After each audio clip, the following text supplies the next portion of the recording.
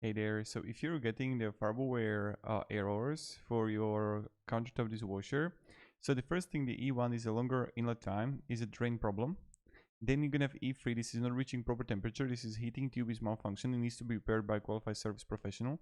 E4, overflow, some element of the dishwasher is leaking. If the overflow occurs, turn off the main water supply before calling service professional. If there is a water base pan because of the overflow or small leak, remove water with soft cloth.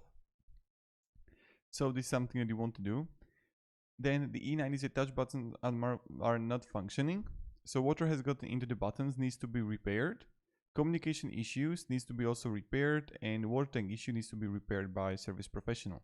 Now this is just from the manual. What you can try to do when you're gonna have the E4, let's say, the overflow, you can just like turn it off and put it like this, like 45 angle, that the water, if you're gonna have it leaked in it, like just put something under that, it would get like out of it. But definitely check if you have some kind of like hose,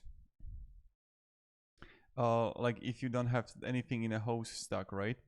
So this is something that you want to do. And of course there is this like wonderful video by this guy that Daniel reviews, and he made like a guide on how you can possibly fix the issues also, so definitely check it out, maybe it's going to fix it for you too.